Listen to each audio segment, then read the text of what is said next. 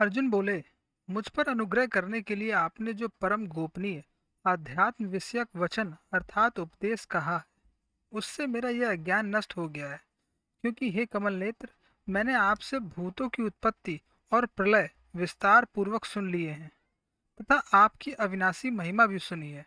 हे परमेश्वर, आप अपने को जैसा कहते हैं यह ठीक ऐसा ही है। परंतु हे पुरुषोत्तम, आपके ज्ञान, ऐश्वर्य, शक्ति, बल, वीर और तेज से युक्त ऐश्वर्य रूप को मैं प्रत्यक्ष देखना चाहता हूँ। हे प्रभु, यदि मेरे द्वारा आपका वह रूप देखा जाना शक्य है, ऐसा आप मानते हैं, तो हे योगेश्वर, उस अविनाशी स्वरूप का मुझे दर्शन कराइए।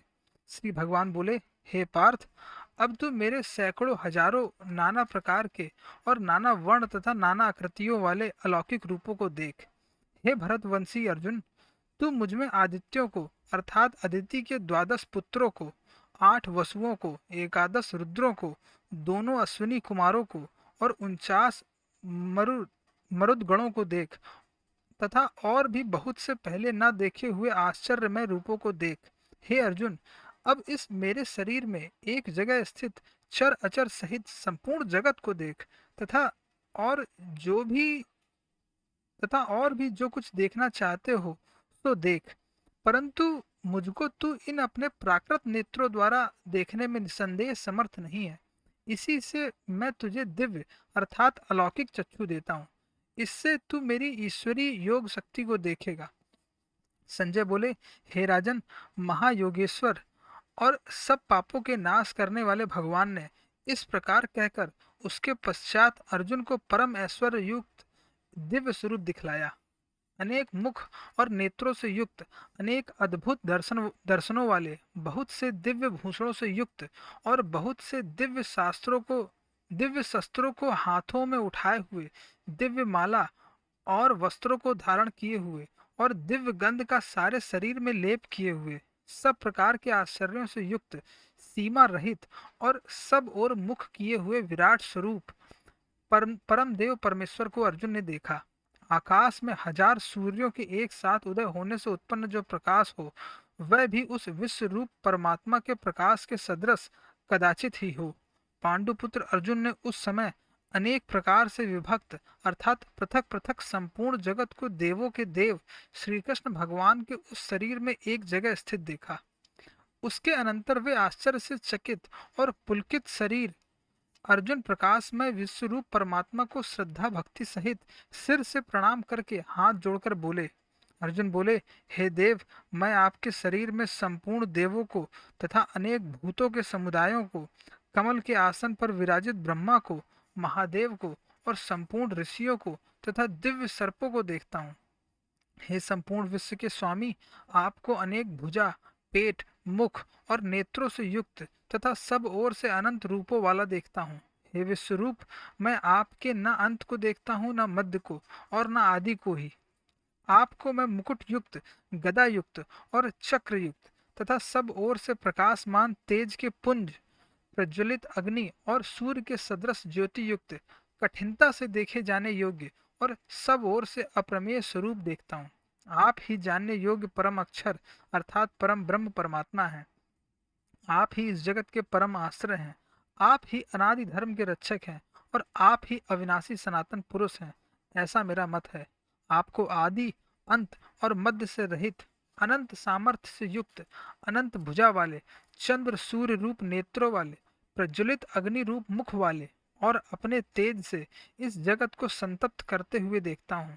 हे महात्मन, यह स्वर्ग और पृथ्वी के बीच का संपूर्ण आकाश तथा सब दिशाएं एक आप से ही परिपूर्ण हैं तथा आपके इस अलौकिक और भयंकर रूप को देखकर तीनों लोक अति व्यथा को प्राप्त हो रहे हैं।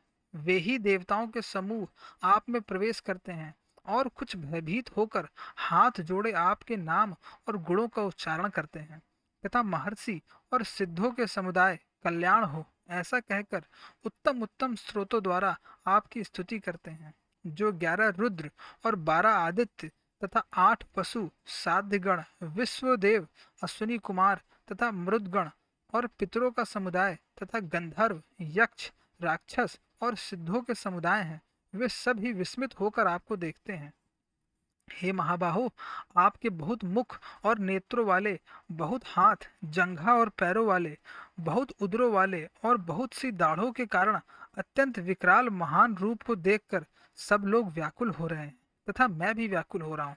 क्योंकि हे विष्णु, आकाश को स्पर्श करने वाले दैदीप्यमान, अनेक वर्णों से युक्त तथा फैलाए हुए मुख और प्रकाशमान विशाल नेत्रों से युक्त आपको देखकर भयभीत अंतःकरण वाला मैं धीरज और शांति नहीं पाता हूँ।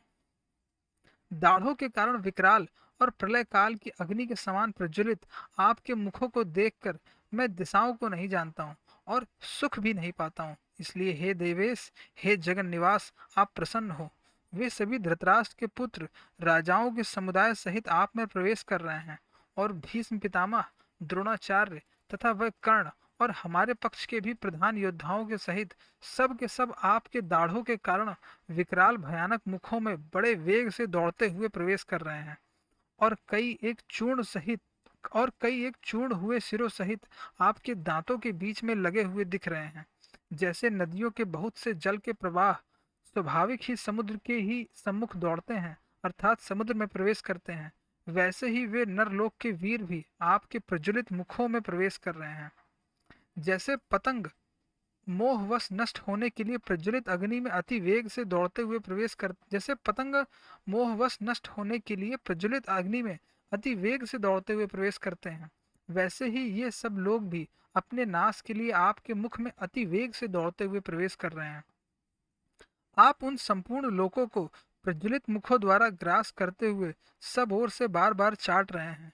हे विष्णु, आपका उग्र प्रकाश संपूर्ण जगत को तेज के द्वारा परिपूर्ण करके तपा रहा है। मुझे बतलाइए कि आप उग्र रूप वाले कौन हैं। हे देवों में श्रेष्ठ, आपको नमस्कार हो। आप प्रसन्न होइए। आदि पुरुष, आपको मैं विशेष रूप से जानना चाहता हूँ, क्योंकि मैं आपकी प्रवृत्ति को नहीं जानता। श्री भगवान बोले, मैं लोकों का नाश करने वाला बड़ा हुआ महाकाल हूँ। इस समय इन लोकों को नष्ट करने के लिए प्रवृत्त हुआ हूँ। इसलिए जो प्रतिपक्षियों की सेना में स्थित योद्धा लोग हैं, वे सब तेरे बिना भी नहीं रहेंगे, अर्थात तेरे युद्ध न करने पर भी इन सब का नाश हो जाएगा। अतएव तू उठ, यश प्राप्त कर और शत्रुओं को जीत कर धन धान्य से संपन्न राज को भोग। ये सब सूरवीर पहले से ही मेरे द्वारा मारे हुए हैं। हे सव्यसाचिन, तू तो केवल निमित्त मात्र बन जा। द्रोणाचार्य और भीष्म पितामह तथा जयद्रथ और कर्ण तथा और भी बहुत से मेरे द्वारा मारे हुए सूरवीर योद्धाओं को तू मार। भय मत कर। निसंदेह तू युद्ध में वैरियों को जीतेगा, इसलिए युद्ध कर। संजय बोले, केशव भगवान के इस वचन को सुनकर मुकुटधारी अर्जुन हाथ जोड़कर कांपता हुआ नमस्कार करके फिर भी अत्यंत भयभीत होकर प्रणाम करके भगवान श्री कृष्ण के प्रति गदगद वाणी से बोले। अर्जुन बोले, हे अंतर्यामी, यह योग ही है यह योग्य ही है कि आपके नाम, गुण और प्रभाव के कीर्तन से जगत अति हर्षित हो रहा है और अनुराग को भी प्राप्त हो रहा है, तथा भयभीत राक्षस लोग दिशाओं में भाग रहे हैं और सब सिद्ध गणों के समुदाय नमस्कार कर रहे हैं। हे महात्मन, ब्रह्मा के भी आदि करता और सबसे बड़े आपके लिए वे कैसे नमस्कार ना करें, क्योंकि हे अनंत, हे देवेश, हे जगन निवास, जो सत, असत और उनसे परे अक्षर अर्थात सच्चिदानंद घन ब्रह्म है, वह आप ही हैं। आप आदिदेव और सनातन पुरुष हैं। आप इस जगत के परम आश्रय और जानने वाले तथा जानने योग्य और परम धाम हैं। हे अनंत रूप, आपसे यह सब जगत व्याप्त अर्थात परिपूर्ण है। आप वायु, यमराज, अग्नि, वरुण, चंद्रमा, प्रजा के स्वामी ब्रह्मा और ब्रह्मा के भी पिता हैं। आपके लिए हजारों बार नमस्कार, नमस्कार हो। आपके लिए फिर भी बार बार नमस्कार, नमस्कार। हे अनंत सामर्थ्य वाले, आपके लिए आगे से और पीछे से भी नमस्कार। हे सर्वात्मन, आपके लिए सब ओर से ही नमस्कार हो, क्योंकि अनंत पराक्रमशाली आप समस्त संसार को व्याप्त किए हुए हैं। इससे आप ही सर्वरूप हैं। आपके इस प्रभाव को न जानते हुए आप मेरे सखा हैं, ऐसा मानकर प्रेम से अथवा प्रमाद से भी मैंने हे कृष्ण, हे यादव, हे सखे, इस प्रकार जो कुछ बिना सोचे समझे हठात कहा है। और हे अच्युत, आप जो मेरे द्वारा विनोद के लिए विहार, सैया, आसन और भोजन आदि में अकेले अथवा उन सखाओं के सामने भी अपमानित किए गए हैं, वह सब अपराध अप्रमेय स्वरूप अर्थात अचिंत्य प्रभाव वाले आपसे मैं क्षमा करवाता हूँ। आप इस चराचर जगत के पिता और सबसे बड़े गुरु एवं अति पूजनीय हैं। हे अनुपम प्रभाव वाले, तीनों लोकों में आपके समान भी दूसरा कोई नहीं है, फिर अधिक तो कैसे हो सकता है। अतएव हे प्रभु, मैं शरीर को भली भांति चरणों में निवेदित कर प्रणाम करके स्तुति करने योग्य आप ईश्वर को प्रसन्न होने के लिए प्रार्थना करता हूँ।